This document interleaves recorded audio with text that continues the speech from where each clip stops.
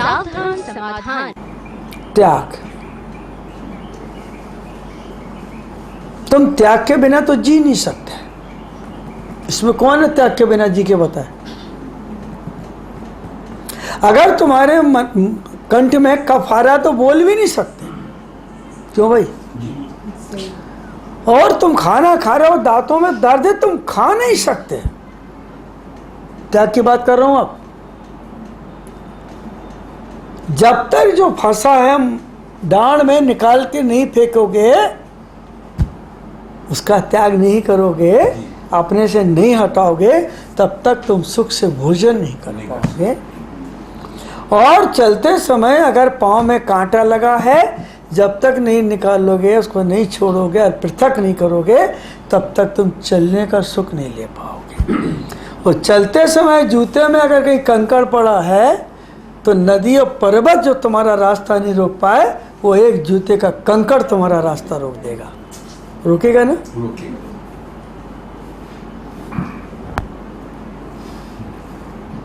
रोक देगा। त्याग का अर्थ है कि तुम अभी तक पदार्थ के पीछे भागे। तुम्हारी गति किसमें है? पदार्थ में। तुम्हारी गति किसमें है? भोगों में। तुम्हारी गति किसमें है? संबंधों में। तुम्हारी गति किसमें है? इच्छाओं की पूर्ति में। तुम्हारी गति किसमें है? कसायों को अभिव्यक्त करने में। तुम्हारी गति किसमें है? लड़ झगड़ के वस्तु को छीनने। यही में है ना? इससे ज्यादा है? मैं पूछ रहा हूं कि जब मृत्यु तुम्हारे दरवाजे आके खड़ी होगी, उस समय तुम कौन सी गति में जाओगे? पहले ये बता दो।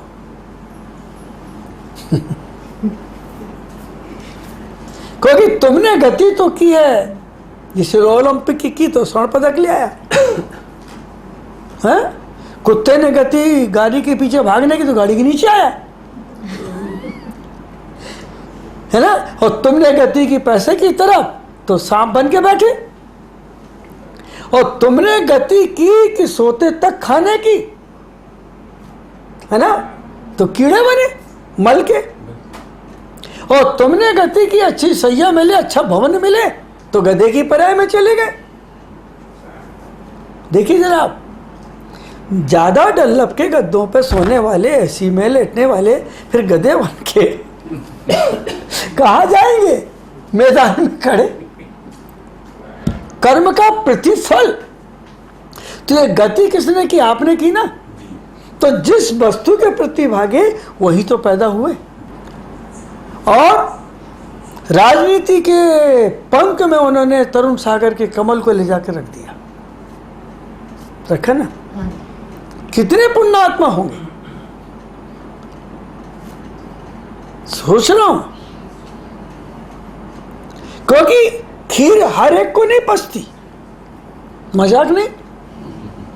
खिचड़ी मजबूरी में खाता डॉक्टर के कहने पे, और खीर के लिए तो कुत्ते की जैसी जिसकी जीभ बाहर रहती, कब मिलेगी मेरे को। लेकिन पचती नहीं हर एक को। और खीर रोग को निकालती, खिचड़ी रोग को निकालती है। तो कितने पुण्य आत्मा होंगे कि जो उस तत्व को पहचान लेते हैं। तो वह व्यक्ति कितना पुण्यवान है जो उस नग्नता के तप और त्याग को पहचान करके चक्रवर्ती की तरह चरणों में नतमस्तक हो जाता।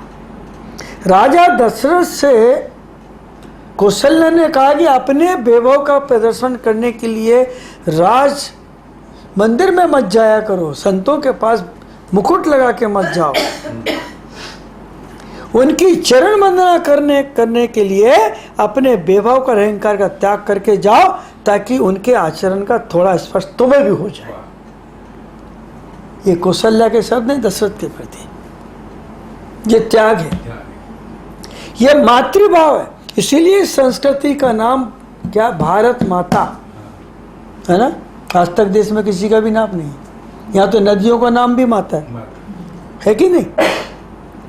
हमारी संस्कृति कितनी पवित्र है, हम नदी को ही माँ कहते हैं, बोलते ना? सूर्य को देवता कह के बुलाते हैं, हम अग्नि की पूजा कर लेते हैं, हम पानी को जल के अभिषेक में उपयोग लाते हैं, हैं, अपने कर्मों को काटने के लिए हवन पूजन कर लेते हैं, करते हैं, आरती जला के उस भगवान के त्याग की पूजा कर रहे हैं। अगर राम की पूजा कर रहे हैं तो इसलिए नहीं कि वो सुंदर है, आपके करुणा के विषय नहीं है राम, आपकी आस्था के विषय है राम। तो उनका त्याग होगा, उन्हें क्रोध छोड़ा होगा, मान छोड़ा होगा, माया छोड़ी होगी, विनय को अपनाया होगा, करुणा को अपनाया होगा। ये वही राम है जो एक जटायु पक्षी को तड़पते हुए देखते और सीने से लगा लेते, उसका दर्द पीना चाहते हैं। और वो जटायु पक्षी कितना समझदार है कि सीता को बचाने के लिए प्राणों का त्याग कर रहा है, बोलिए ना। और हमारे कंधों पर इतना बड़ा भार है प्रजा का, और हम क्या कर रहे हैं, है ना। अगर घर को संभालना है तो आपको अपने मान, अहंकार, अधिकार, ममकार और ज्यादा डकार उनका त्याग करना पड़ेगा। सबको खाने के लिए करते ना, डकार लेते वो, है ना।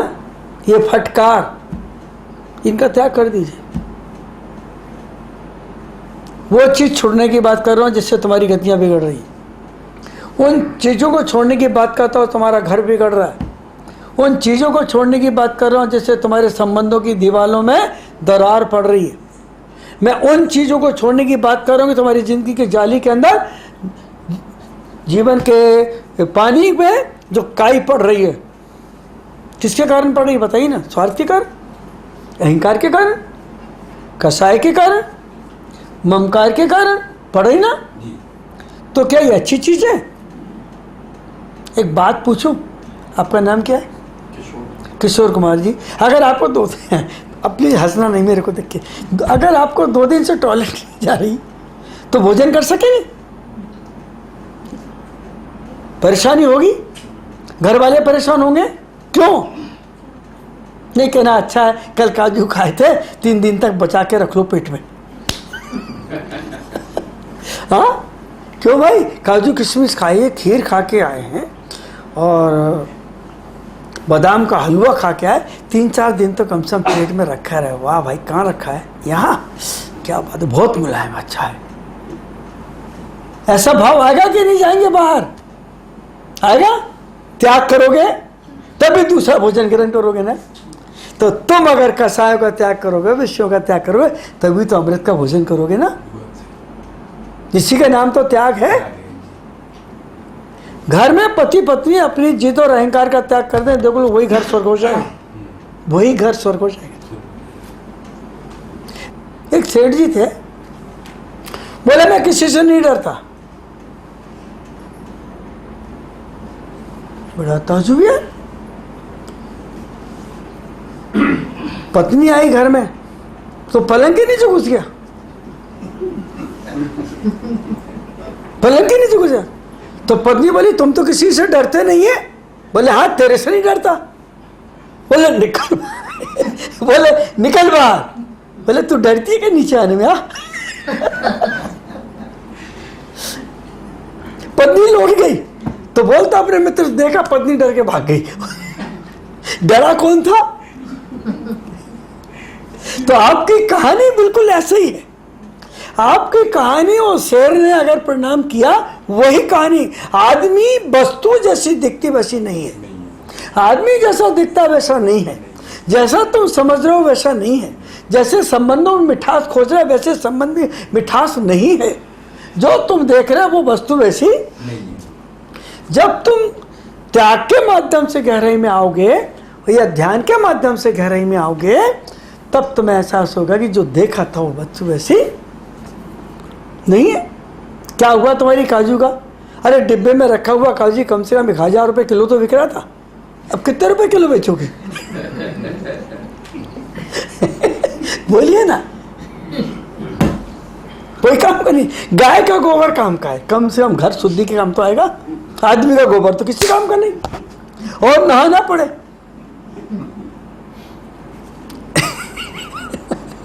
सच कह रहा हूं, इसलिए मैं कम से कम इतना तो दिमाग में लाओ कि हम जिस वस्तु को गले तक लाते हैं उस वस्तु की कीमत खत्म हो जाती है और पाप पड़ने पे नहाना पड़ता है। इससे अच्छा वस्तुओं का त्याग कर लें, कसायों का त्याग कर लें, इच्छाओं का त्याग कर लें और जीने के लिए चलें तो बहुत रास्ते खुलेंगे। फिर आपको जो सुकून मिलेगा वो सुकून आपका होगा। सावधान, समाधान।